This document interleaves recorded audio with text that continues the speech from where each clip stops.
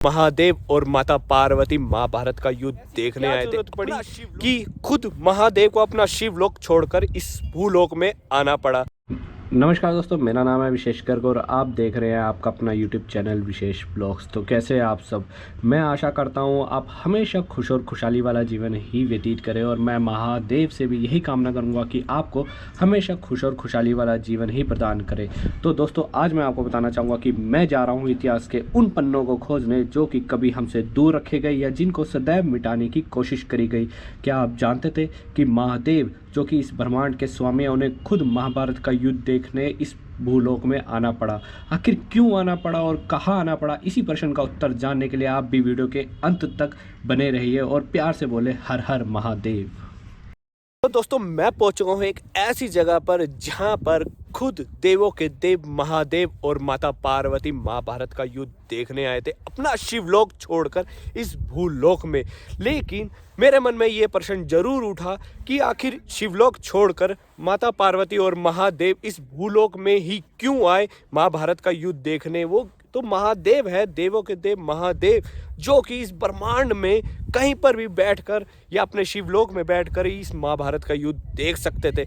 ऐसी क्या जरूरत पड़ी कि खुद महादेव को अपना शिवलोक छोड़कर इस भूलोक में आना पड़ा? तो इसी प्रश्न का उत्तर जानने के लिए मैं आ चुका हूँ हिमाचल प्रदेश के सिरमौर जिले में, जो कि सोलन से सिर्फ 39 किलोमीटर दूर पहाड़ियों पर स्थित है और ये भूरसिंह महादेव के नाम से भी जाना जाता है, क्योंकि यहाँ के जो स्थानीय देवता है भूरी सिंह, उसके नाम पर यह मंदिर समर्पित है। और आपको एक और बात बता दूं, ये भूरेश्वर मंदिर का नाम भू मतलब भूलोक और ईश्वर मतलब भूलोक का ईश्वर, इस नाम पे भी इसका नाम भूरेश्वर मंदिर रखा गया है। और आपको एक और बात यह जानकर हैरानी होगी, ये समुद्र तल से 6800 किलोमीटर की ऊंचाई पर यह मंदिर स्थित है। दोस्तों, यही वो श्रृंखला है जहां महादेव और माता पार्वती जी ने बैठकर महाभारत का युद्ध देखा था उस द्वापर युग में। तो अब सबसे पहले मेरे मन में यही प्रश्न उठा कि महादेव को क्या आवश्यकता पड़ गई थी कि वो स्वयं अपना शिवलोक छोड़ के इस भूलोक में महाभारत का युद्ध देखने आए थे, जबकि वेद व्यास जी द्वारा संजय को दिव्य दृष्टि मिली थी कि वो महाभारत का युद्ध कहीं भी बैठकर आराम से देख सकते हैं। और महादेव तो ब्रह्मांड के स्वामी हैं, वो तो कहीं पर भी, चाहे शिवलोक हो चाहे भूलोक हो, कहीं पर भी बैठकर महाभारत का युद्ध देख सकते थे। तो इस प्रश्न का उत्तर ये है, जब भी भूलोक में नकारात्मक ऊर्जा बढ़ी है या जब भी भूलोक का विनाश निकट आया है, तब महादेव ही है जिन्होंने इस ब्रह्मांड को बचाया है। आपको याद होगा एक बार जब समुद्र मंथन हो रहा था, उसमें से हलाहल बाहर निकला था और वो पूरे विश्व में हाहाकार मचा रहा था, तब भी महादेव ही थे जो इस हलाहल को पीकर इस ब्रह्मांड की रक्षा करी थी। उससे पहले आपको एक और बात बताना चाहूँगा कि खुद महादेव ने एक बार महाभारत युद्ध में भीष्म पितामह की जान बचाई थी, क्योंकि जो कि नारायण है और श्री कृष्ण रूप में थे, उनको इतना क्रोध आ गया था, वो अपना सुदर्शन चक्र लेकर भीष्म पितामह का वध करने ही चले थे। लेकिन उस वक्त अर्जुन ने उनको रोका था। वो अपनी प्रतिज्ञा भूल चुके थे अपने क्रोध में, लेकिन अर्जुन ने उनके चरण स्पर्श कर लिए और उनको समझाया कि ये आपकी प्रतिज्ञा के खिलाफ है। और भीष्म पितामह भी अपनी प्रतिज्ञा को त्यागना नहीं चाहते थे, और वो अर्जुन नहीं थे, वो खुद महादेव थे, क्योंकि महादेव ही है एक जो कि नारायण का क्रोध शांत कर सकते हैं इस पूरे ब्रह्मांड में। क्योंकि हर बार जब भी नारायण का क्रोध आया है, खुद महादेव ही उनके सामने आया है। और महाभारत युद्ध में तो ऐसे ऐसे अस्त्र शस्त्रों का प्रयोग होना था जो कि बहुत घातक थे, जैसे कि सुदर्शन चक्र, पशुपात्र, नागपाश, ब्रह्मास्त्र, त्रिशूल और नारायणास्त्र, जो कि इस संसार में भयंकर तबाही मचा सकते थे, जिनके टकराव से ऐसी नकारात्मक ऊर्जा निकल सकती थी जो कि इस पूरे ब्रह्मांड को विनाश की ओर ले जाती। और हमारी भूदेवी इस नकारात्मक ऊर्जा को संभाल ना पाती और भूदेवी का सारा पर्यावरण संकट में आ जाता। इस भूलोक में सबका जीवन काल समाप्ति की ओर बढ़ जाता। महाभारत के युद्ध में इन अस्त्रों के प्रयोग से सभी देवतागण और ऋषियों को ज्ञात था कि महाभारत का युद्ध खत्म होने के बाद इस भूलोक में इन अस्त्रों के प्रयोग से क्या नकारात्मक ऊर्जा निकलेगी और किस तरह इस भूलोक में जीवन का अंत हो जाएगा। और महादेव ही है जो इस नकारात्मक ऊर्जा को ग्रहण कर सकते हैं और इस भूलोक को बचा सकते हैं। तो तभी सारे देवतागण और ऋषिगण माता पार्वती से अनुरोध करते हैं कि वो इस भूलोक में महादेव के साथ और भारहीन होकर आए, क्योंकि महादेव के मात्र चरण स्पर्श से भूदेवी रसातल में चले जाएगी और महादेव का भार ये पृथ्वी उठा नहीं पाएगी। इसलिए माता पार्वती शिव जी से अनुरोध करती है कि वो भूलोक में महाभारत का युद्ध देखने जाएं, तो नर नारी के रूप में, ताकि महादेव के भार से भूलोक को कोई नुकसान ना हो। तो दोस्तों, यहाँ से है कुरुक्षेत्र की दूरी 155 किलोमीटर दूर,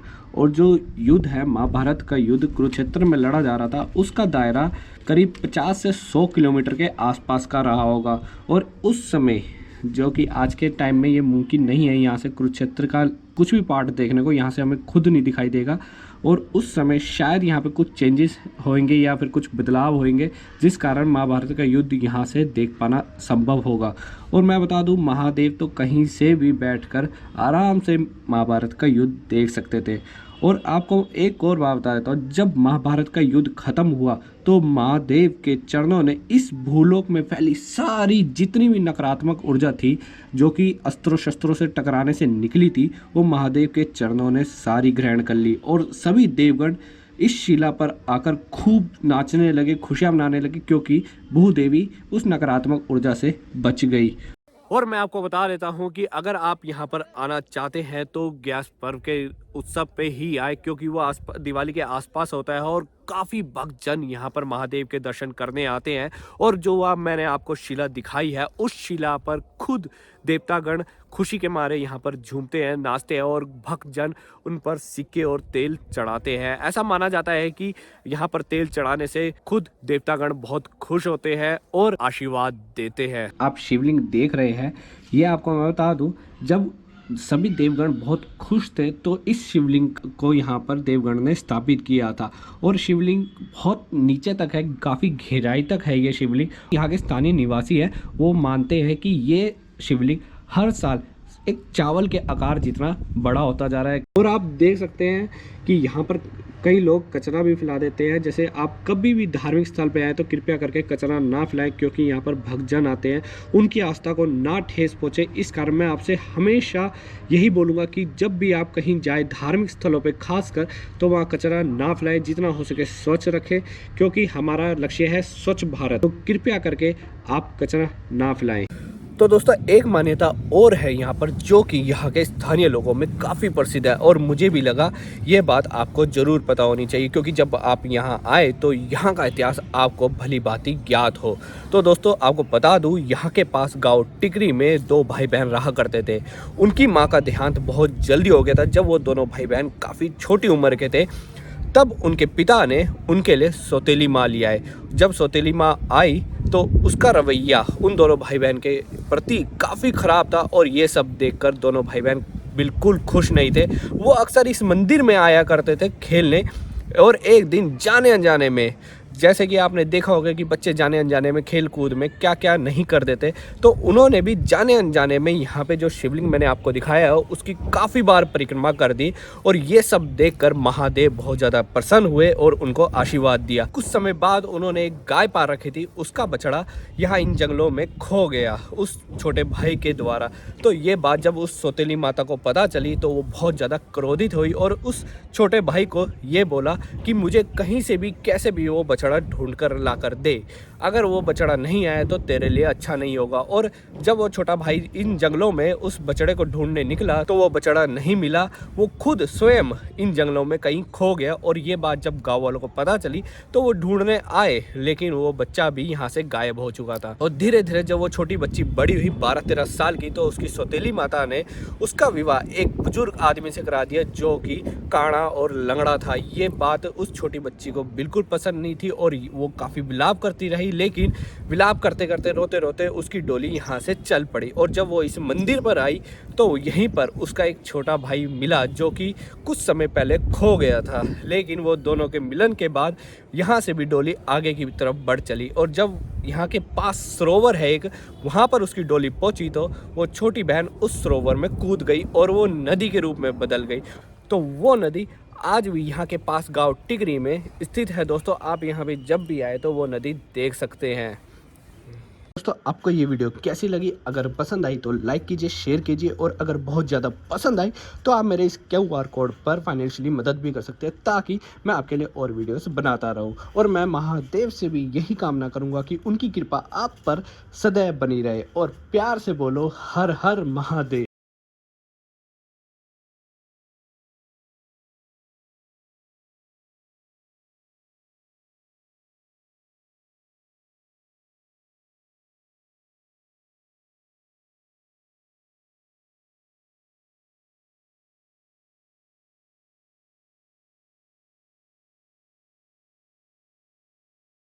प्यार से भोलेनाथ भी कहते हैं। उनकी नगरी में भस्म में लिपटे अघोरी साधु, जिनके गले में या तो खोपड़ी या इंसानों की हड्डियों द्वारा बनाई गई माला को लटकाए हुए नृत्य करते हुए वाराणसी और काशी में आपको हर साल एक ऐसा दृश्य देखने को मिलता है जो कि देखने में बिल्कुल साधारण नहीं लगता। वाराणसी, यहाँ पर साधु और अघोरी चिताओं की राख में जमकर इस तरह होली खेलते हैं कि वो जीवन और मृत्यु के बीच का अंतर ही भूल जाते हैं और भोले बाबा के ध्यान में मग्न हो जाते हैं।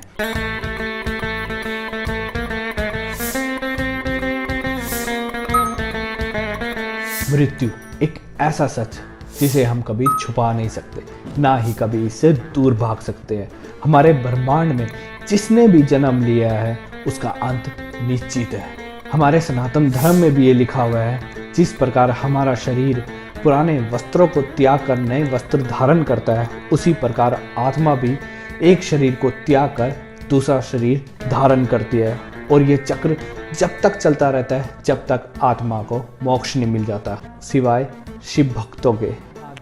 भोलेनाथ अपने भक्तों के प्रेम में कुछ भी कर सकते हैं। वो बड़े से बड़ा वरदान भी दे सकते हैं या किसी की तय हुई मृत्यु को भी रोक सकते हैं। एक समय ऐसा भी था जब ऋषि मार्कंडे जी का जन्म इसी शर्त पे हुआ था कि वो मात्र 16 वर्ष की आयु तक ही जीवित रहेंगे, और जब उनकी 16 वर्ष की आयु समाप्त हो गई तब मृत्यु के देवता यमराज उनको लेने आते हैं। लेकिन तब ऋषि मार्कंडेय जी महादेव की भक्ति में बहुत ज़्यादा लीन थे। लेकिन जब वो यमराज जी को अपने पास आता देखते हैं तब वो महादेव जी के शिवलिंग से लिपट जाते हैं और महादेव की भक्ति में लीन हो जाते हैं। ये सब देखकर यमराज जी बहुत ज़्यादा क्रोधित होते हैं और उन्हें अपने चाबुक से पकड़कर उनको अपने साथ जबरदस्ती ले जाने की कोशिश करते हैं। लेकिन महादेव वहाँ पर प्रकट हो जाते हैं और महादेव को इतना क्रोध आता है ये सब देखकर कि वो यमराज जी का वध कर देते हैं। और काल का अंत करने के कारण महादेव को कालांतक नाम से भी जाना जाता है। और यमराज जी का जब वध हो जाता है तब देवगण इतने ज़्यादा भयभीत हो जाते हैं और ब्रह्मांड का सारा जीवन चक्र अस्त व्यस्त होने लगता है। तो वो महादेव के पास जाकर यमराज जी को पुनः जीवित करने की विनती करते हैं। और जब महादेव का क्रोध शांत होता है तब वो यमराज जी को पुनः जीवित कर देते हैं और साथ में मार्कंडेय जी को चिरंजीवी होने का वरदान देते हैं। इसी वजह से यमराज जी के यमदूत काशी आने में काफ़ी डरते हैं और वो वहाँ पर नहीं आते।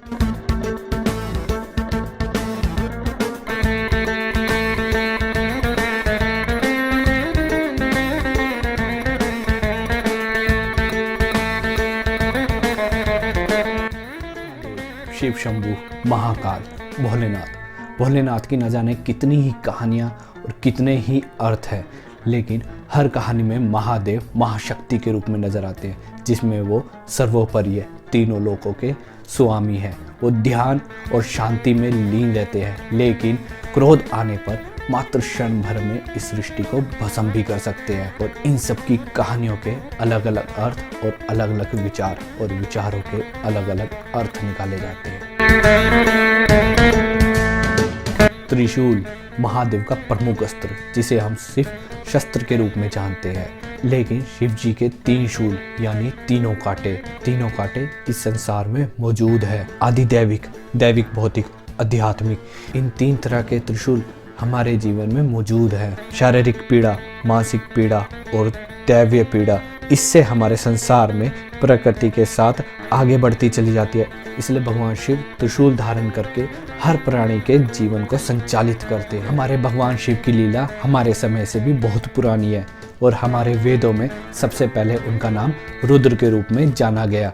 रुद्र जो कि मात्र क्षण भर में हर एक कण को भस्म कर सकता है, लेकिन उनमें एक दया की भावना को भी देखा जाने लगा और उस दया की भावना का नाम पड़ गया शिव। शिव जो कि दयालु है, रक्षक है, सर्वोपरि है, इस तीनों ब्रह्मांड के मालिक है। इस बात का हमें पता चलता है शिव पुराण की एक कहानी में, जिसमें हमें शिव का महत्व बताया गया है। दरअसल बात उस समय की है जब भगवान ब्रह्मा और भगवान विष्णु में एक बात को लेकर काफ़ी विवाद हो जाता है और ये विवाद इतना बढ़ जाता है कि दोनों में भीषण युद्ध होने लगता है। लेकिन जब दोनों भीषण युद्ध करने लगते हैं, उनके बीच अचानक से एक अग्निस्तंभ पैदा हो जाता है, जिसे हम भगवान शिव के रूप में जानते हैं। और उस अग्निस्तंभ में से आवाज़ आती है कि जो भी सर्वप्रथम इस स्तंभ का आरंभ और अंत ढूंढ कर बताएगा, वही तुम दोनों में से सर्वश्रेष्ठ होएगा। और ब्रह्मा जी तुरंत हंस का रूप लेके आसमान में स्वर्ग की ओर उड़ जाते हैं और भगवान विष्णु वराह का अवतार लेके नीचे की ओर पाताल लोक में चल पड़ते हैं। और दोनों के काफ़ी प्रयास करने के बाद दोनों को ज्ञात होता है कि इस स्तंभ का ना ही कोई अंत है, ना ही कोई आरंभ, क्योंकि शिव तो अनंत है और वो देवों के देव महादेव हैं। कहा जाता है महादेव मन के बहुत भोले हैं, वो किसी में भी कोई भेदभाव नहीं करते, चाहे कोई इंसान हो या संत, राजा हो या रंक और देव हो या असुर, वो किसी में भी कोई भेदभाव ना करके सबको मनचाहा वरदान भी देते हैं। क्योंकि अगर कोई सच्चे दिल से कठोर तपस्या करके उनकी भक्ति करता है तो भगवान शिव उसे दर्शन भी देते हैं और उसे मनचाहा वरदान भी देते हैं। एक बार एक असुर ने भगवान शिव की कठोर तपस्या करके कठिन से कठिन तपस्या करके भगवान शिव को प्रसन्न कर दिया और भगवान शिव ने उसको दर्शन दिया। और उस समय उस असुर ने भगवान शिव से एक ऐसा वरदान मांग लिया और जिस वरदान को पाकर वो पूरे ब्रह्मांड में हाहाकार भी मचा सकता था। और वो वरदान था कि वो जिस किसी के सर पे भी हाथ रखेगा वो उसी क्षण में भस्म हो जाएगा। और ये वरदान मिलने के कारण उस असुर का नाम भस्मासुर पड़ गया। भस्मासुर ये वरदान पाकर काफ़ी प्रसन्न हुआ, वो जिस किसी को भी छूता वो उसी समय भस्म हो जाता। और इस कारण उसमें इतना अहंकार आ गया कि वो अपने आप को सर्वश्रेष्ठ समझने लगा। वो तीनों लोगों में अपने आप को सबसे ऊपर समझने लगा था। और फिर इस अहंकारी असुर से संसार को मुक्ति दिलाने के लिए भगवान विष्णु ने सुंदर मोहिनी का रूप धारण किया और भस्मासुर को अपनी मोहिनी रूप का इतना दीवाना बना दिया कि वो ये भूल गया कि जिस किसी के सर पे वो हाथ रखेगा वो भस्म हो जाएगा। और मोहिनी के मोह में खोकर वो गलती से खुद ही के सर पर हाथ रखकर भस्म हो जाता है। और इसी तरह एक और असुर जिसे हम सब जानते हैं, वो इतना बड़ा भगवान शिव का भक्त था, शायद ही कोई इतना बड़ा भक्त भगवान शिव का रहा होगा। उसके बारे में हम सब जानते हैं, वो सबसे ज़्यादा बुद्धिमान, अस्त्र शस्त्रों में निपुण, जो सभी ग्रहों के मार्ग बदलने की क्षमता रखता है, जिसके नाम मात्र से पूरा संसार, देवगण सारे भयभीत हो जाते हैं। रावण ने हजारों सालों तक पीड़ा सहते हुए कड़ी तपस्या से शिवतांडव स्त्रोत से भगवान शिव जी की आराधना करी। भगवान शिव जी से उसको काफ़ी वरदान मिले थे, जिस कारण उसको अपने ऊपर काफ़ी अहंकार हो गया था। और तब फिर भगवान विष्णु ने श्री राम का रूप लेकर उस अहंकारी रावण का वध किया था, और जिस कारण आज हम उसे दशहरे के रूप में मनाते हैं। भगवान भोलेनाथ के दो ऐसे रूप जिसे हम विनाश के रूप में जानते हैं, वीरभद्र और भद्रकाली, दोनों प्रचंड और बहुत हिंसक हैं। जो भी पापी उनके सामने आता वो उसे समाप्त कर देते। जब माता सती ने अपने पिता के यहाँ हो रहे यज्ञ आयोजन में भगवान शिव को आमंत्रित ना करने पर आपत्ति जताई तो राजा दक्ष ने भगवान शिव का घोर अपमान किया, और ये सब माता सती सहन नहीं कर पाई। माता सती ने योग गृह से अपने शरीर को भस्म कर लिया। और ये जब बात महादेव को पता चली, वो इतने ज़्यादा क्रोधित हुए कि उन्होंने अपनी जटाएं तोड़ी और उसको दो भागों में बांट दिया। उन जटाओं से उत्पन्न हुए वीरभद्र और भद्रकाली, और उन दोनों के उत्पन्न होते ही पूरे संसार में विनाश जैसा मंजर हो गया। चारों ओर हाहाकार मचने लगा और महादेव ने तब उनको आदेश दिया कि राजा दक्ष की पूरी प्रजा का नाश कर दो। तब वीरभद्र और भद्रकाली ने राजा दक्ष की पूरी प्रजा का नाश करना आरंभ कर दिया।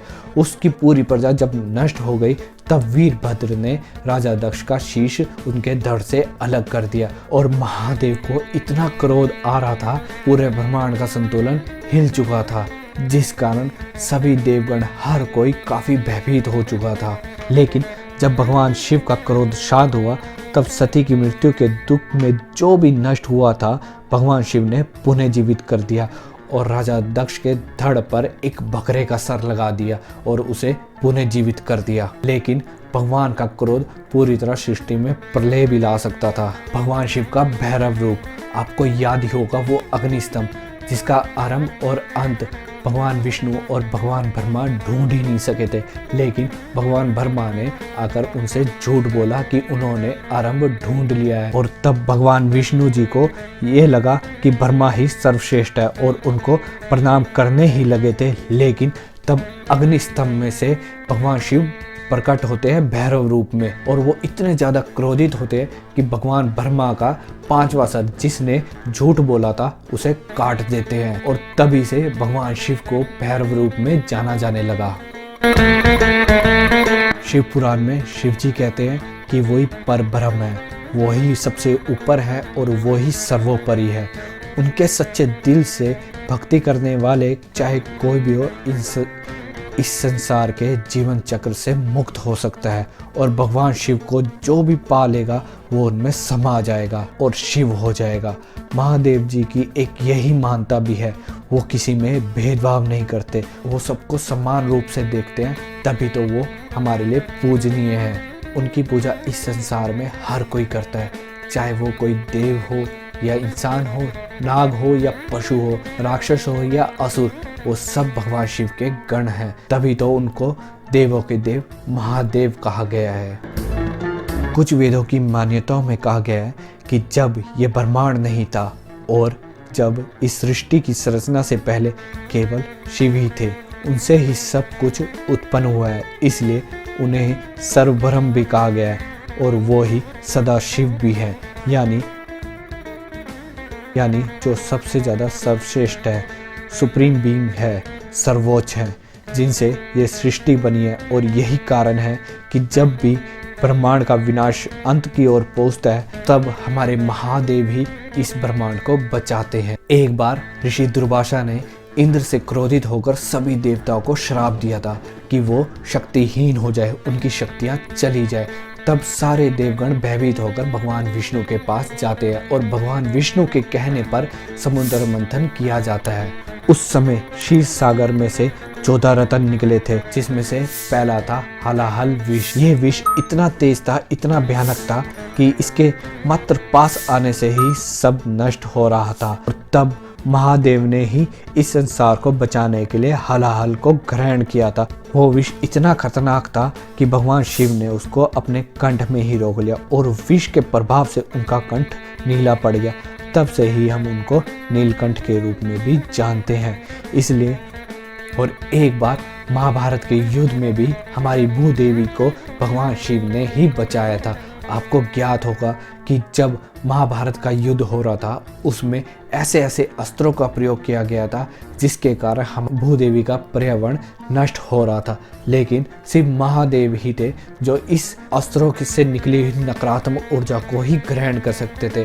तब देवगण माता पार्वती से आग्रह करते हैं कि वो महादेव को लेकर भूलोक में आए, वो भी सिर्फ नर नारी के रूप में, क्योंकि महादेव के मात्र चरण स्पर्श से ही भूदेवी रसातल में चली जाएगी।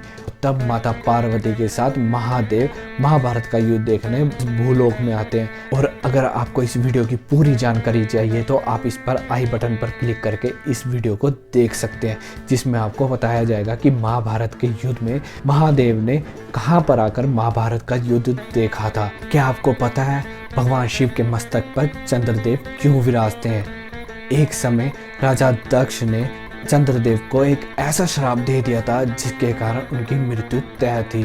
तब चंद्रदेव इतने ज़्यादा भयभीत हो गए थे कि उनका संतुलन बिगड़ रहा था, जिस कारण सारे देवगण चंद्रदेव के पास आते हैं और उनको सुझाव देते हैं कि इस सृष्टि में सिर्फ महादेव ही हैं जो उनकी जान बचा सकते हैं और इस श्राप से मुक्त कर सकते हैं। तब चंद्रदेव ने महादेव की तपस्या करी और तपस्या इतनी ज़्यादा कठिन थी कि महादेव उस तपस्या से प्रसन्न हो गए और चंद्रदेव को दर्शन देते हैं। तब चंद्रदेव ने इस श्राप से मुक्त होने का भगवान शिव से उपाय मांगा।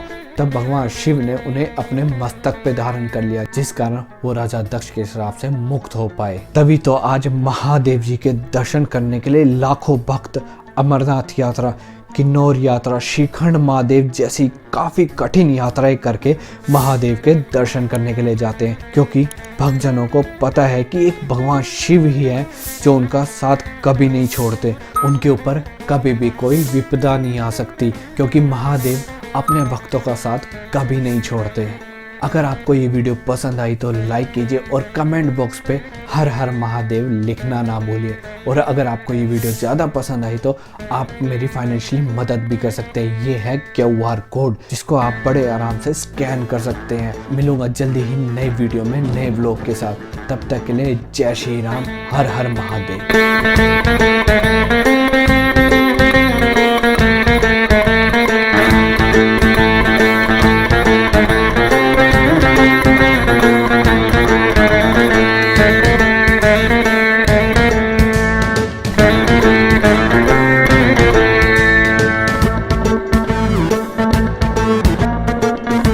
वैसे तो हमारे हिंदू धर्म में काफ़ी त्यौहार मनाए जाते हैं।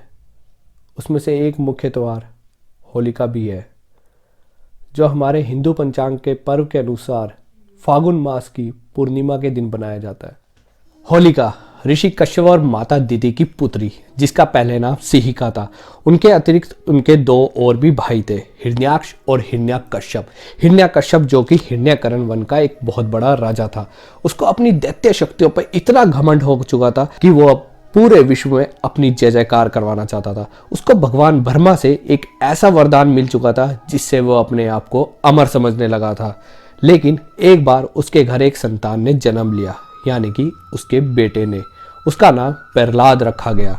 जब कुछ समय बाद वो बड़ा होने लगा तो वो धीरे धीरे भगवान विष्णु की तरफ खींचा चला गया। वो भगवान विष्णु का इतना बड़ा भक्त बन चुका था कि सिर्फ वो भगवान विष्णु की ही पूजा करने लगा। ये सब देख के हिरण्याकश्यप बहुत ज़्यादा क्रोधित भी हुआ।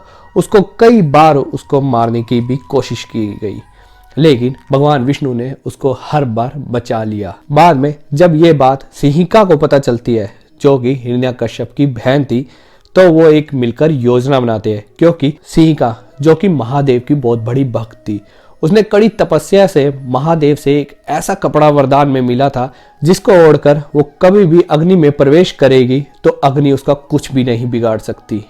तो इस योजना के द्वारा उन दोनों ने एक ऐसी योजना बनाई कि सिहिका चादर ओढ़कर प्रहलाद को गोद में बिठाकर अग्नि में प्रवेश करेगी, जिस कारण अग्नि सिहिका को तो कुछ नहीं कर पाएगी लेकिन प्रहलाद को जला देगी। इस योजना के चलते हुए तो वो प्रहलाद को लेके अग्नि में बैठ जाती है, लेकिन भगवान विष्णु प्रहलाद के मन में अपनी भक्ति को देखकर इतना खुश होते हैं कि उनको आशीर्वाद देते हैं और जो सिहिका ने चादर ओढ़ी थी वो किसी तरह प्रहलाद के ऊपर आ जाती है और सिहिका वहीं जलने लगती है और जल जल के भस्म हो जाती है। जब सिहिका जल गई, भस्म हो गई, तो उसका नाम होलिका पड़ गया और जिस कारण आज हम ये त्योहार मनाते हैं होलिका। वैसे तो कई लोग पेड़ों को काट कर उनकी हरी भरी लकड़ियां लगाकर होलिका बनाते हैं। ये सरासर गलत है, क्योंकि हमें होलिका हमेशा उपलों के साथ बनानी चाहिए, जिस कारण जो हमारा पर्यावरण है वो हमेशा सुरक्षित रहे। क्योंकि जब लकड़ियां जलती है तो उसके द्वारा कार्बन डाइऑक्साइड हमारे पर्यावरण को काफ़ी प्रदूषित करती है, लेकिन उपलों द्वारा जो गैस निकलती है वो हमारे पर्यावरण की बैक्टीरिया हमारे पर्यावरण में दूषित करना है उनको नष्ट करती है। इसलिए हमें हमेशा सदैव उपलों के साथ होलिका बनानी चाहिए। आपको ये वीडियो पसंद आई तो आप लाइक कर सकते हैं, शेयर कर सकते हैं, और अगर आपको ये वीडियो ज़्यादा पसंद आई तो आप मेरी फाइनेंशियली मदद भी कर सकते हैं। और मैं मिलूंगा जल्द ही नए व्लॉग में आपको नई वीडियो के साथ। तब तक के लिए जय श्री राम। तो दोस्तों ये है शिवलिंग, जो कि जैसे पंडित जी बता रहे थे कि सर्दी के टाइम पे यहाँ पर ऊपर से पानी टपकता है और यहाँ पर बर्फ भी जम जाती है। तो आप देख सकते हैं काफ़ी छोटा सा है, लेकिन मैं आपको पूरा दिखाने की कोशिश।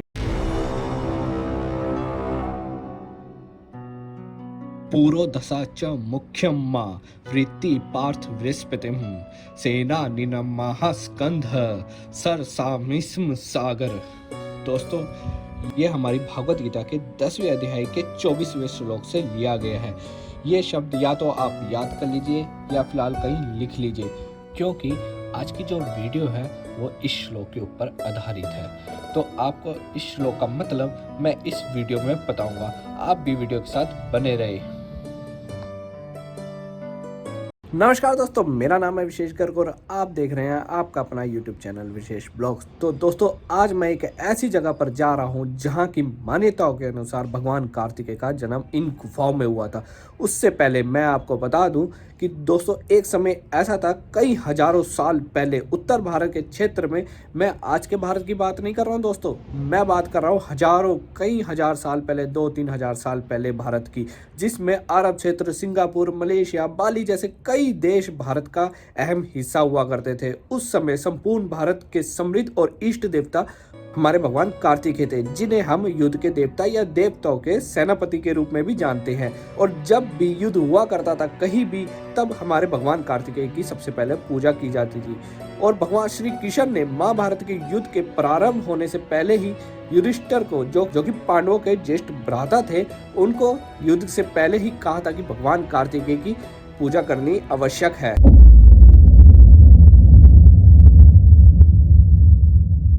दोस्तों, वैसे तो काफ़ी मान्यताएं हैं भगवान कार्तिकेय के जन्म के साथ, लेकिन एक मान्यता ये भी है कि जब भगवान शिव का तेज निकला तो उसे अग्नि धारण कर लेती है, लेकिन उस तेज के ताप को अग्नि सहन नहीं कर पाती और वो माँ गंगा के पास जाती है और उनसे प्रार्थना करती है कि आप इस तेज को संभाल लो, क्योंकि आपका शीतल जल इस तेज को धारण कर सकता है। लेकिन जब माँ गंगा इस तेज को धारण करती है तो उसका जो ताप था वो बहुत ज़्यादा होने के कारण वो भगवान ब्रह्मा के पास जाती है, और भगवान ब्रह्मा के कहने पर वो उसे एक सरोवर के किनारे तीरनुमा सुरकंडे पर छोड़ देती है। तेज की गर्मी इतनी ज़्यादा थी कि वो सरोवर भी बड़ी जल्दी ही सूख जाता है। और फिर बाद में भगवान कार्तिकेय की 6 बहनें, जिन्हें हम अप्सरा के नाम से भी जानते हैं, वो उनके एक एक हिस्से को अपने पास रख लेती है और उनकी देखभाल करती है। उसके बाद माता पार्वती उस तेज को धारण कर लेती है। तब 6 मुख वाला और 6 भुजाओं वाला एक छोटा सा बालक पैदा होता है, जिनको हम 17 विभिन्न नामों से भी जानते हैं दोस्तों, जैसे कि स्कंद, मुर्गन या भगवान कार्तिकेय के नाम से भी ज्यादा जाना जाता है। दोस्तों, उन्हें देवताओं के सेनापति के नाम से भी जाना जाता है। तो हमारे साथ बैठे पंडित जी यहाँ पर हैं और मैं यहाँ पर आ चुका हूँ मंदिर के अंदर। और सबसे पहले मैं आपसे ये जानना चाहूँगा कि ये मतलब कब से है मंदिर में से? जब कार्तिक जी का जन्म हुआ था यहाँ पे। अच्छा, कार्तिक जी के टाइम से पहले की गुफा है ना, कहते हैं यहाँ पे पहले बिंदु सरोवर था। अच्छा, बिंदु सरोवर। हाँ, तो उसके निकट कार्तिक जी का जन्म हुआ, तो कहते हैं इस गुफा के अंदर कार्तिक जी का जन्म हुआ था। अच्छा, कार्तिक जी का जन्म हुआ था। हाँ। क्योंकि जब मैंने जितना सुना है कि जब शिव जी का जो ताप था तो वो 6 मतलब अप्सरा थी, उनके पास बट गया था, मगर वो भी सहन नहीं कर पाई थी। तब गंगा जी ने उस ताप को ले लिया था, तो मतलब वो बिंदु सरोवर के पास ही छोड़ा था। तब माता पार्वती ने उस ताप के थ्रू कार्तिक जी को बनाया था। अच्छा, तो मतलब यहाँ पे कार्तिक जी का जन्म, कार्तिक जी का जन्म हुआ था। पांडव ने यहाँ पे गुप्तवास किया था। अच्छा, इस क्षेत्र में गुप्तवास किया था। उनको श्राप मिला था कि अगर जहाँ पे भी तुम गुप्तवास करोगे, तुम्हें उस जगह यहाँ पे 1.25 लाख शिवलिंग की स्थापना करनी पड़ेगी। अच्छा, तो 1.25 लाख शिवलिंग मंडल देखा होगा आपने, तो वहाँ पे उन्होंने 1.25 लाख शिवलिंग की स्थापना की थी। अच्छा, 1.25 लाख शिवलिंग की स्थापना की थी। तो पांडवों को श्राप मिला था, तभी उन्होंने लाखों शिवलिंग की स्थापना की थी। और मैंने जैसे सुना है कि लाक्षा ग्रह में जब आग लगी थी तो ये सुरंग वहां से यहाँ खुलती है। लाक्षा ग्रह का तो आपका मेरठ भरना वहाँ पे था। अच्छा, पांडव ने केवल गुप्तवास किया था, और जब उनको श्राप मिला, जैसे उनको अज्ञा, वो उनका जो कुल का वो था ना, कुल का हाँ, उनको मतलब निकाल दिया था। अपने गुरु का उन्होंने हत्या की थी। अच्छा, द्रोणाचार्य और भीष्म पितामह गुरु थे ना उनके, हाँ जी, उनकी हत्या की थी उन्होंने, गौ हत्या भी लगी उनको। तो उसके निवारण के लिए उनको यहाँ पे कि लाखा मंडल में केदार खंड था पहले इसका नाम, अच्छा, केदार मंडल जाओ और वहाँ पे शिव जी की तपस्या करो। अच्छा, तो उनको शिव जी के दर्शन साक्षात नहीं मिले, उनको यहाँ पे नंदी के रूप में उनको दर्शन मिले। तो यहाँ से फिर वो केदार काट आ गए। अच्छा, केदार कांटे से फिर यमुनोत्री के, फिर गंगोत्री गए, फिर वो केदारनाथ गए। केदारनाथ में उन्होंने स्पट ये मतलब उनको भैंसे का रूप में वो मिला। जब उन्होंने भैंसे का रूप में लिया तो उनको स्पर्श दर्शन वहाँ पे उनके हुए। हाँ, शिव जी स्पर्श के दर्शन छूटा रहता है। केदारनाथ के वहीं आप हुए थे। देखोगे तो वहाँ पे उनका पीठ का हिस्सा भी था। हाँ, और उनका जो कहते हैं कि उनका जो सिर का हिस्सा पशुपतिनाथ नेपाल में। अच्छा, और नेपाल में। फिर वहाँ से होके वो बद्रीनाथ गए। बद्रीनाथ से उन्होंने स्वर्गारोहण की, स्वर्ग की ओर हाँ, स्वर्ग यात्रा की थी उन्होंने वहां से। बद्रीनाथ। तो जैसा कि मेरे को बताया गया है कि यहाँ पर गुप्तवास किया था, और तभी ये पांडव प्राचीन गुफा है, काफी पुरानी है। और यहाँ पर मैं जैसे देख रहा हूँ कि मतलब इतनी वहाँ यहाँ पर फैसिलिटी नहीं है, क्योंकि दूर दूर तक यहाँ पर बहुत कम लोग हैं, मतलब गांव भी बहुत दूर दूर है यहाँ से। तो ये थोड़ा बहुत कब बना, मतलब इतना, मतलब पहले तो नहीं था इतना प्रचार वगैरह यहाँ पर। ये लगभग बहुत पुराने टाइम का है ना। इस मंदिर है, ये रानी ईश्वर थी, एक ईश्वरी। तो उनके जब उनके पति मृत्यु हुई थी तो अपने पति के लिए उन्होंने लाखों ने मंदिर बनाए। उसकी खोज एक गाय ने की थी। कहते हैं गाय नदी पार से आती थी और मंदिर के अंदर दूध चढ़ाती थी। तो जब मंदिर के अंदर दूध चढ़ाती थी ना, तो वो उसके पीछे एक दिन वो दूध देती नहीं थी शाम को, तो वो एक दिन उसके पीछे आया। अच्छा। दूध गाय दूध देती कहाँ है। तो जब उसके पीछे आया एक दिन, तो उसने मंदिर देखा। उस टाइम यहाँ पे जंगल का एरिया था। तो वहाँ पे जब उन्होंने गांव वालों को बताया ऐसे ऐसे, तो वहाँ पे फिर मंदिर का स्थापित था। मंदिर ही मंदिर था, उस टाइम गाँव नहीं थे। उसके बाद फिर यहाँ पे हमको लाया गया। हम ऐसे सुमाड़ी के हैं तो हमको यहाँ सुमाड़ी के आप पुजारी के लिए यहाँ पे काला है। अच्छा। तो यहाँ पे पुजारी के लिए लाया गया। गॉड है शर्मा बहुगुणा, 3 ब्राह्मण फैमिली है। अच्छा। वही यहाँ पे 4-4 महीने सबके लिए पूजा करते हैं। 4-4 महीने, मतलब पूरे, मतलब एक साल तक पूरा 3 अलग अलग बंद नहीं होता ये खुद। हाँ, 24 घंटे खुला रहता है ये। और जो इसका जो मेन अंदर आपने देखा होगा शिवलिंग, हाँ जी। पूरे गुफा में सबसे मेन चीज वो है, यहाँ पे पानी टपकता है और बर्फ बनता है इसमें। अच्छा, मतलब सर्दियों के मौसम में। जैसे बाहर जितनी गर्मी होगी ना उतना अंदर ठंडा है। अभी आप हाँ, बाहर गर्मी अभी अंदर मैंने भी खुद यहाँ पे ऑब्जर्व किया है कि मतलब जैसे जैसे हम अंदर जाते जा रहे हैं तो मतलब ठंड सी बढ़ती जा रही है। जितना बाहर गर्म धूप है, निकली हुई है, अंदर ठंडा। अगर और ठंडा एक और गुफा है, वो कौन सी है? मतलब मैंने एक अंदर गुफा देखी है कि वो काफी बड़ी है। पूरी 9 गुफाएं इसके अंदर ना। अच्छा, 9 गुफाएं 9 हैं। गुफाएं पूरी। तो अलग अलग गुफाएं, तो अलग अलग रास्ता जाता होगा कहीं कहीं के लिए। अच्छा, कहीं कहीं के लिए, मतलब ये पांडवों ने ही बनाया पांडव है? नहीं बनाया, पांडव गए होंगे ना यहाँ से। अच्छा, मतलब जब गुप्तवास करते थे तो उनसे बचने के लिए, मतलब कौरव से छुपने के लिए उन्होंने यहाँ पे वो यहाँ से फिर वो यहाँ पे चक्र आता है एक जगह ना, तो उसी के यहाँ पे एरिया में वहाँ पे केदार जो है ना हमारे केदार, पूरा केदार मंडल है ना ये। अच्छा, ये पूरा एरिया केदार केदार मंडल मंडल है। है। अच्छा, हाँ। तो जब उनको पता चला कि इस एरिया में, जब राजा विराट के यहाँ पे आए थे तो वहाँ पे हमला तो कर नहीं सकते थे, तो उन्होंने हमला किया था। तो उन्होंने अलग भेष पूरा कर रखा था ना। हाँ। तो उनका अलग अलग भेष में वो उन्होंने नहीं पहचान पाए। तभी यहाँ पे मतलब काफी गुफाएं, ताकि वो इस जगह से कहीं और निकल सके, हाँ। तो बाहर किसी के को पहचान ना हो, पता ना चले। तो ये तो मतलब था, देखे तो देख सकते हो आप, हमारा जो इतिहास है वो काफी पुराना है। लेकिन मैं आज उस इतिहास को ही खोजने यहाँ पर आया हूँ, और मुझे आज पता चला कि जो पांडव थे यहाँ पर लाक्षागृह के पास ये गुफा है, आप देख सकते हो यहाँ पर। तो यहाँ पर गुप्तवास किया था उन्होंने, और अंदर 9 गुफाएं हैं जैसा कि इन्होंने बताया। बल्कि मेरे को तो अभी सिर्फ 2-3 ही दिखी गुफा अंदर। तो अंदर थी। यहाँ पे सामने भी है ये गुफा ना। अच्छा, ये भी है पीछे देखो ना। अच्छा, ये भी गुफा है, मतलब ये बंद हो चुकी है क्योंकि जब भूस्खलन वगैरह, क्योंकि 5000 साल पहले की बात है ये। अभी तक जो मंदिर है, मंदिर के अंदर जो मंदिर के एरिया ना पूरा 100 मीटर का एरिया, इसके अंदर कई मूर्तियां दबी हुई हैं। तो मतलब उन मूर्तियों को निकालने का प्रयास हो रहा है वैसे। हाँ, कई मूर्तियां निकली हुई हैं। कई मूर्तियां निकली हैं। जैसे कोई मकान वगैरह बनता है तो वो निकल जाती है कभी-कभी। अच्छा। दोस्तों, मुझे ऐसा लगता है, मैंने पंडित जी की भी बात सुनी कि पांडवों ने युद्ध से पहले यहाँ आकर भगवान कार्तिकेय की पूजा की होगी, क्योंकि ये भगवान कार्तिकेय के जन्मस्थली के नाम से भी काफ़ी प्रसिद्ध है। वैसे तो भगवान कार्तिकेय को ज़्यादातर भारत के दक्षिणी हिस्से में पूजा जाता है, और उत्तर में बहुत कम ही लोग इनकी पूजा करते हैं। और मैं ले चलूँगा हरियाणा के उस मंदिर में, जो कि हरियाणा में सबसे बड़ा भगवान कार्तिकेय का मंदिर है। तो मुझे ऐसा लगता है जब पांडवों ने युद्ध से पहले यहाँ भगवान कार्तिकेय की पूजा की होगी, उन्हें विजय का वरदान मिला होगा, और शर्त ये रखी गई होगी कि जितने भी लोग उस युद्ध में मारे जाएंगे उतने ही शिवलिंग यहाँ आकर पांडवों को स्थापित कर देंगे। और युद्ध जीतने के बाद यहाँ पर पांडव आए होंगे और यहाँ पर शिवलिंग स्थापित किए होंगे। वैसे तो 1,00,000-1.25 लाख शिवलिंग हमें मिल चुके हैं, लेकिन इस शिवलिंग को स्थापित हुए 5000 साल हो चुके हैं, और 5000 साल बीत जाने के बाद यहाँ पर काफ़ी लैंडस्लाइडिंग, भूस्खलन या बाढ़ जैसे इत्यादि काफ़ी आपदाएं आने के कारण यहाँ पे शिवलिंग और नीचे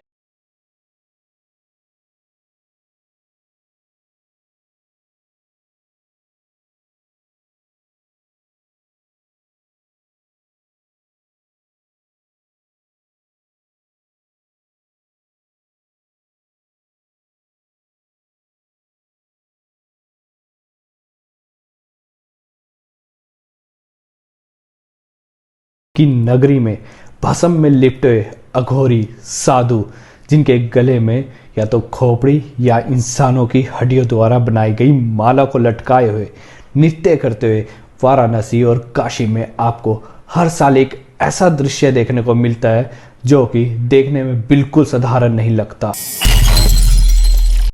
वाराणसी, यहाँ पर साधु और अघोरी चिताओं की राख में जमकर इस तरह होली खेलते हैं कि वो जीवन और मृत्यु के बीच का अंतर ही भूल जाते हैं और भोले बाबा के ध्यान में मग्न हो जाते हैं।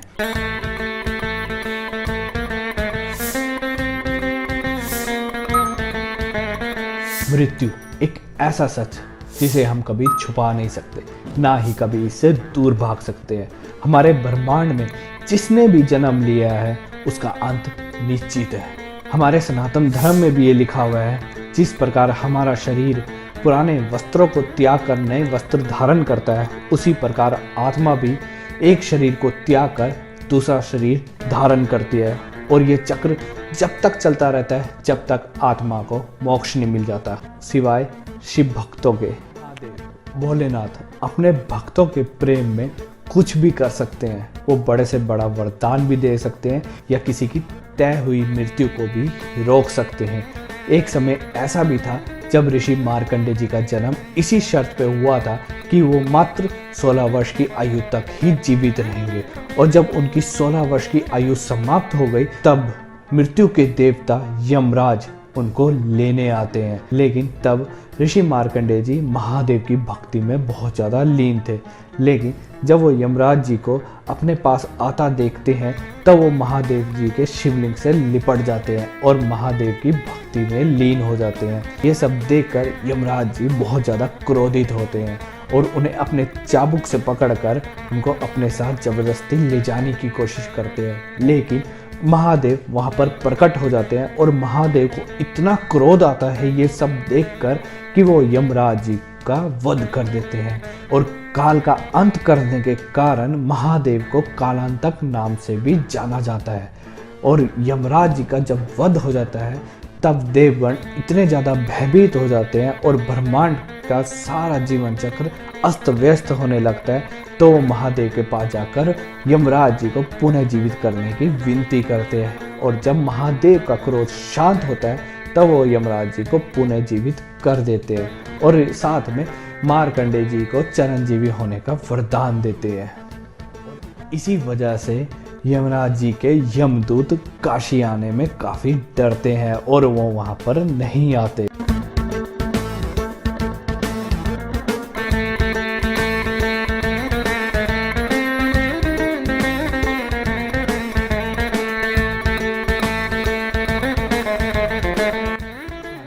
शिव शंभू, महाकाल, भोलेनाथ की न जाने कितनी ही कहानियाँ और कितने ही अर्थ हैं, लेकिन हर कहानी में महादेव महाशक्ति के रूप में नजर आते हैं, जिसमें वो सर्वोपरि है, तीनों लोकों के स्वामी हैं। वो ध्यान और शांति में लीन रहते हैं, लेकिन क्रोध आने पर मात्र क्षण भर में इस सृष्टि को भस्म भी कर सकते हैं। और इन सब की कहानियों के अलग अलग अर्थ और अलग अलग विचार और विचारों के अलग अलग अर्थ निकाले जाते हैं। त्रिशूल महादेव का प्रमुख अस्त्र, जिसे हम सिर्फ शस्त्र के रूप में जानते हैं, लेकिन शिव जी के 3 शूल यानी तीनों कांटे इस संसार में मौजूद है। आदि दैविक, भौतिक, आध्यात्मिक, इन 3 तरह के त्रिशूल हमारे जीवन में मौजूद है। शारीरिक पीड़ा, मानसिक पीड़ा और दैवीय पीड़ा, इससे हमारे संसार में प्रकृति के साथ आगे बढ़ती चली जाती है।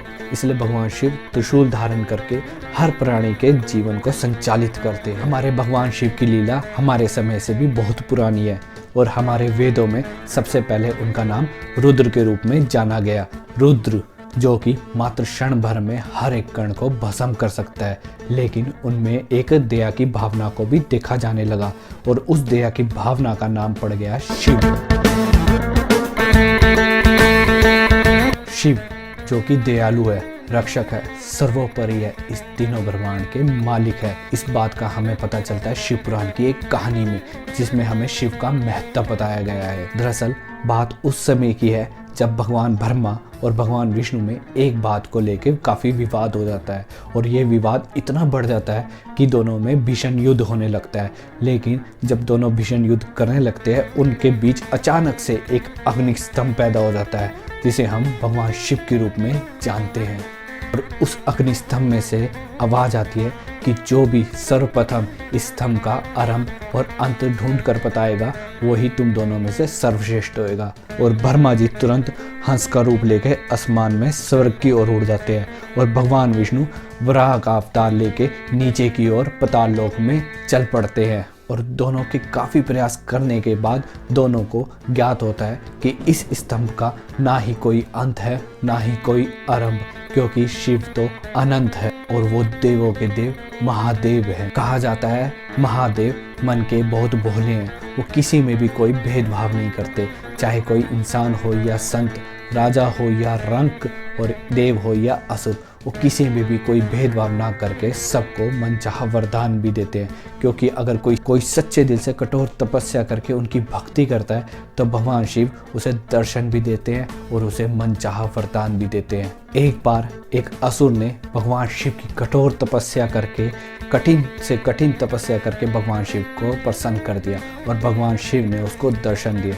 और उस समय उस असुर ने भगवान शिव से एक ऐसा वरदान मांग लिया और जिस वरदान को पाकर वो पूरे ब्रह्मांड में हाहाकार भी मचा सकता था। और वो वरदान था कि वो जिस किसी के सर पे भी हाथ रखेगा वो उसी क्षण में भस्म हो जाएगा। और ये वरदान मिलने के कारण उस असुर का नाम भस्मासुर पड़ गया। भस्मासुर ये वरदान पाकर काफ़ी प्रसन्न हुआ, वो जिस किसी को भी छूता वो उसी समय भस्म हो जाता। और इस कारण उसमें इतना अहंकार आ गया कि वो अपने आप को सर्वश्रेष्ठ समझने लगा। वो तीनों लोगों में अपने आप को सबसे ऊपर समझने लगा था। और फिर इस अहंकारी असुर से संसार को मुक्ति दिलाने के लिए भगवान विष्णु ने सुंदर मोहिनी का रूप धारण किया और भस्मासुर को अपनी मोहिनी रूप का इतना दीवाना बना दिया कि वो ये भूल गया कि जिस किसी के सर पे वो हाथ रखेगा वो भस्म हो जाएगा। और मोहिनी के मोह में खोकर वो गलती से खुद ही के सर पर हाथ रखकर भस्म हो जाता है। और इसी तरह एक और असुर जिसे हम सब जानते हैं, वो इतना बड़ा भगवान शिव का भक्त था, शायद ही कोई इतना बड़ा भक्त भगवान शिव का रहा होगा। उसके बारे में हम सब जानते हैं, वो सबसे ज़्यादा बुद्धिमान, अस्त्र शस्त्रों में निपुण, जो सभी ग्रहों के मार्ग बदलने की क्षमता रखता है, जिसके नाम मात्र से पूरा संसार, देवगण सारे भयभीत हो जाते हैं। रावण ने हजारों सालों तक पीड़ा सहते हुए कड़ी तपस्या से शिवतांडव स्त्रोत से भगवान शिव जी की आराधना करी। भगवान शिव जी से उसको काफ़ी वरदान मिले थे, जिस कारण उसको अपने ऊपर काफ़ी अहंकार हो गया था।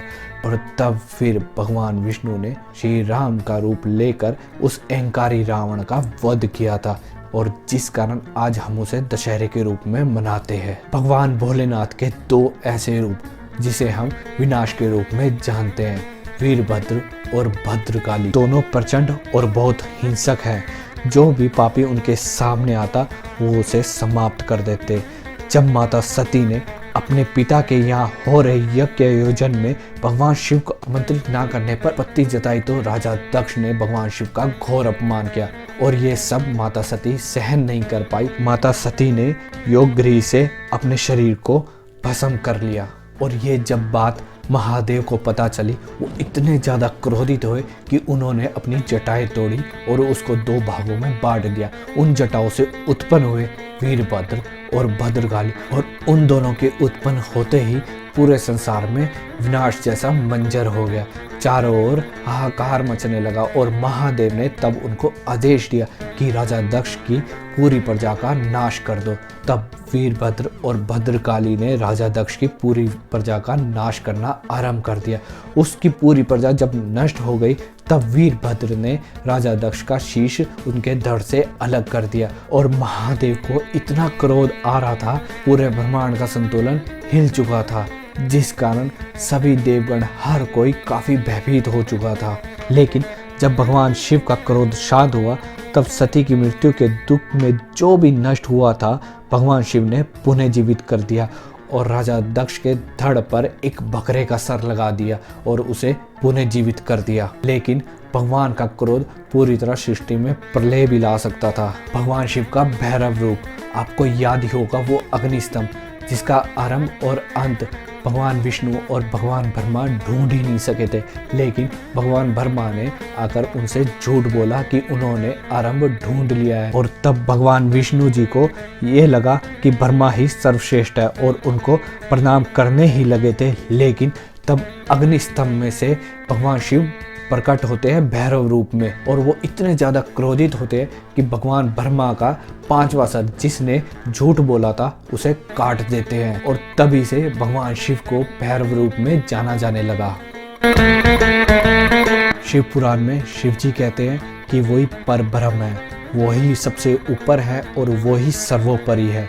उनके सच्चे दिल से भक्ति करने वाले चाहे कोई भी हो इस संसार के जीवन चक्र से मुक्त हो सकता है, और भगवान शिव को जो भी पा लेगा वो उनमें समा जाएगा और शिव हो जाएगा। महादेव जी की एक यही मान्यता भी है, वो किसी में भेदभाव नहीं करते, वो सबको समान रूप से देखते हैं, तभी तो वो हमारे लिए पूजनीय हैं। उनकी पूजा इस संसार में हर कोई करता है, चाहे वो कोई देव हो या इंसान हो, नाग हो या पशु हो, राक्षस हो या असुर, वो सब भगवान शिव के गण हैं। तभी तो उनको देवों के देव महादेव कहा गया है। कुछ वेदों की मान्यताओं में कहा गया है कि जब ये ब्रह्मांड नहीं था और जब इस सृष्टि की संरचना से पहले केवल शिव ही थे, उनसे ही सब कुछ उत्पन्न हुआ है, इसलिए उन्हें सर्वब्रह्म भी कहा गया है, और वो ही सदा शिव भी है, यानी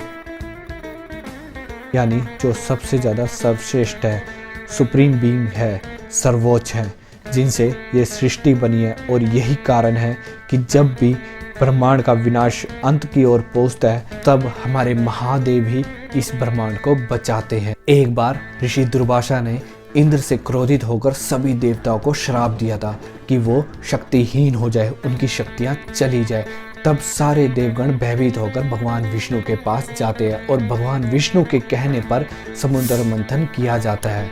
उस समय क्षीर सागर में से 14 रत्न निकले थे, जिसमें से पहला था हलाहल विष। ये विष इतना तेज था, इतना भयानक था कि इसके मात्र पास आने से ही सब नष्ट हो रहा था। और तब महादेव ने ही इस संसार को बचाने के लिए हलाहल को ग्रहण किया था। वो विष इतना खतरनाक था कि भगवान शिव ने उसको अपने कंठ में ही रोक लिया और विष के प्रभाव से उनका कंठ नीला पड़ गया। तब से ही हम उनको नीलकंठ के रूप में भी जानते हैं। इसलिए और एक बार महाभारत के युद्ध में भी हमारी भूदेवी को भगवान शिव ने ही बचाया था। आपको ज्ञात होगा कि जब महाभारत का युद्ध हो रहा था उसमें ऐसे ऐसे अस्त्रों का प्रयोग किया गया था जिसके कारण हम भूदेवी का पर्यावरण नष्ट हो रहा था, लेकिन सिर्फ महादेव ही थे जो इस अस्त्रों से निकली हुई नकारात्मक ऊर्जा को ही ग्रहण कर सकते थे। तब देवगण माता पार्वती से आग्रह करते हैं कि वो महादेव को लेकर भूलोक में आए, वो भी सिर्फ नर नारी के रूप में, क्योंकि महादेव के मात्र चरण स्पर्श से ही भूदेवी रसातल में चली जाएगी। तब माता पार्वती के साथ महादेव महाभारत का युद्ध देखने भूलोक में आते हैं। और अगर आपको इस वीडियो की पूरी जानकारी चाहिए तो आप इस पर आई बटन पर क्लिक करके इस वीडियो को देख सकते हैं, जिसमें आपको बताया जाएगा कि महाभारत के युद्ध में महादेव ने कहां पर आकर महाभारत का युद्ध देखा था। क्या आपको पता है भगवान शिव के मस्तक पर चंद्रदेव क्यों विराजते हैं? एक समय राजा दक्ष ने चंद्रदेव को एक ऐसा श्राप दे दिया था जिसके कारण उनकी मृत्यु तय थी। तब चंद्रदेव इतने ज़्यादा भयभीत हो गए थे कि उनका संतुलन बिगड़ रहा था, जिस कारण सारे देवगण चंद्रदेव के पास आते हैं और उनको सुझाव देते हैं कि इस सृष्टि में सिर्फ महादेव ही हैं जो उनकी जान बचा सकते हैं और इस श्राप से मुक्त कर सकते हैं। तब चंद्रदेव ने महादेव की तपस्या करी और तपस्या इतनी ज़्यादा कठिन थी कि महादेव उस तपस्या से प्रसन्न हो गए और चंद्रदेव को दर्शन देते हैं। तब चंद्रदेव ने इस श्राप से मुक्त होने का भगवान शिव से उपाय मांगा। तब भगवान शिव ने उन्हें अपने मस्तक पे धारण कर लिया, जिस कारण वो राजा दक्ष के श्राप से मुक्त हो पाए। तभी तो आज महादेव जी के दर्शन करने के लिए लाखों भक्त अमरनाथ यात्रा, किन्नौर यात्रा, श्रीखंड महादेव जैसी काफ़ी कठिन यात्राएं करके महादेव के दर्शन करने के लिए जाते हैं, क्योंकि भक्तजनों को पता है कि एक भगवान शिव ही है जो उनका साथ कभी नहीं छोड़ते, उनके ऊपर कभी भी कोई विपदा नहीं आ सकती, क्योंकि महादेव अपने भक्तों का साथ कभी नहीं छोड़ते। अगर आपको ये वीडियो पसंद आई तो लाइक कीजिए और कमेंट बॉक्स पे हर हर महादेव लिखना ना भूलिए। और अगर आपको ये वीडियो ज़्यादा पसंद आई तो आप मेरी फाइनेंशियली मदद भी कर सकते हैं। ये है QR कोड जिसको आप बड़े आराम से स्कैन कर सकते हैं। मिलूंगा जल्दी ही नए वीडियो में नए व्लॉग के साथ। तब तक के लिए जय श्री राम, हर हर महादेव।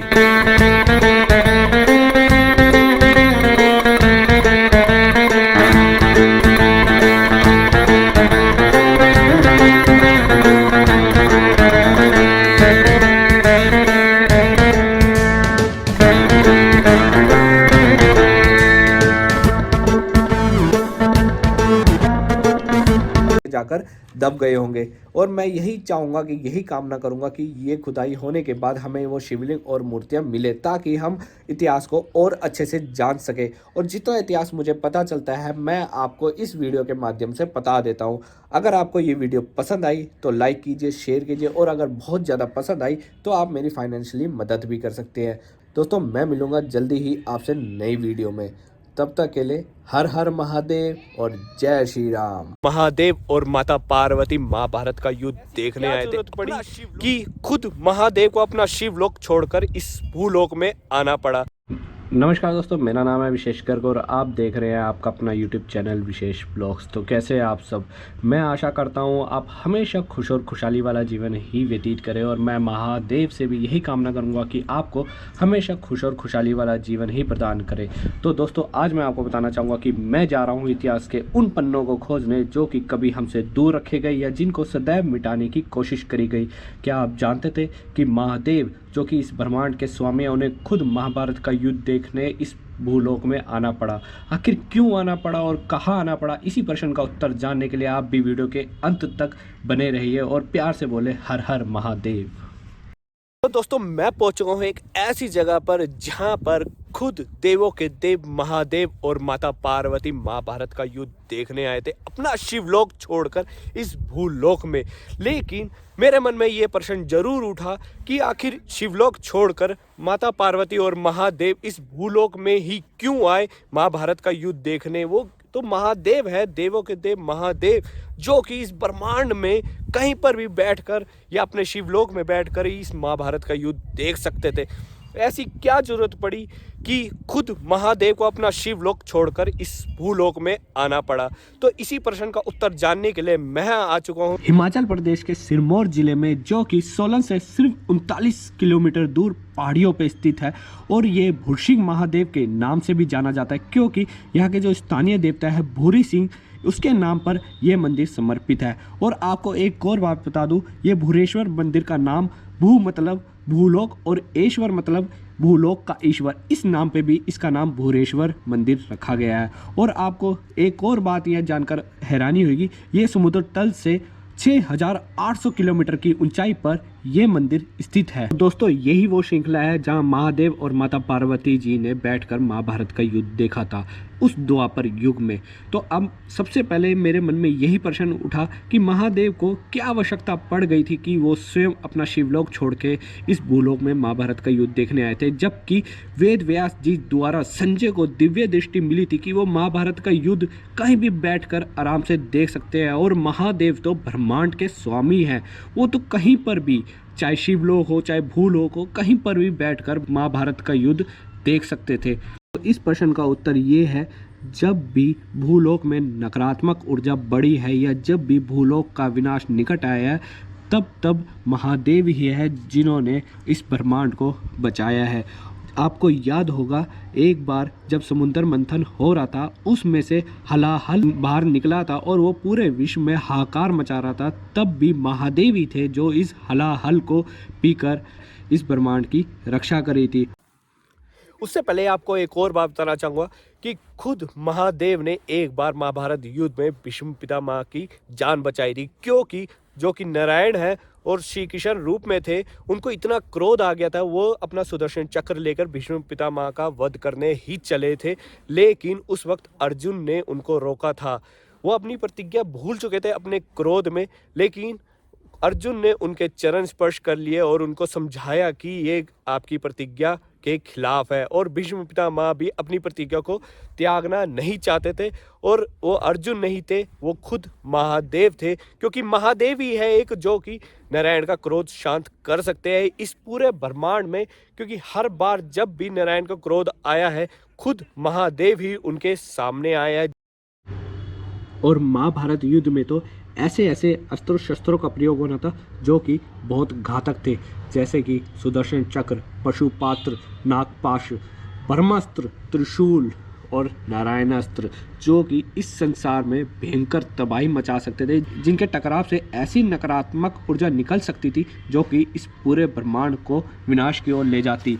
और हमारी भूदेवी इस नकारात्मक ऊर्जा को संभाल ना पाती और भूदेवी का सारा पर्यावरण संकट में आ जाता। इस भूलोक में सबका जीवन काल समाप्ति की ओर बढ़ जाता। महाभारत के युद्ध में इन अस्त्रों के प्रयोग से सभी देवतागण और ऋषियों को ज्ञात था कि महाभारत का युद्ध खत्म होने के बाद इस भूलोक में इन अस्त्रों के प्रयोग से क्या नकारात्मक ऊर्जा निकलेगी और किस तरह इस भूलोक में जीवन का अंत हो जाएगा। और महादेव ही है जो इस नकारात्मक ऊर्जा को ग्रहण कर सकते हैं और इस भूलोक को बचा सकते हैं। तो तभी सारे देवतागण और ऋषिगण माता पार्वती से अनुरोध करते हैं कि वो इस भूलोक में महादेव के साथ और भारहीन होकर आए, क्योंकि महादेव के मात्र चरण स्पर्श से भूदेवी रसातल में चले जाएगी और महादेव का भार ये पृथ्वी उठा नहीं पाएगी। इसलिए माता पार्वती शिव जी से अनुरोध करती है कि वो भूलोक में महाभारत का युद्ध देखने जाएं, तो नर नारी के रूप में, ताकि महादेव के भार से भूलोक को कोई नुकसान ना हो। तो दोस्तों, यहाँ से है कुरुक्षेत्र की दूरी 155 किलोमीटर दूर,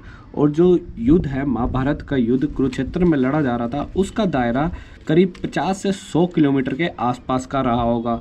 और उस समय, जो कि आज के टाइम में ये मुमकिन नहीं है यहाँ से कुरुक्षेत्र का कुछ भी पार्ट देखने को, यहाँ से हमें खुद नहीं दिखाई देगा। और उस समय शायद यहाँ पे कुछ चेंजेस होंगे या फिर कुछ बदलाव होंगे, जिस कारण महाभारत का युद्ध यहाँ से देख पाना संभव होगा। और मैं बता दूँ, महादेव तो कहीं से भी बैठकर आराम से महाभारत का युद्ध देख सकते थे।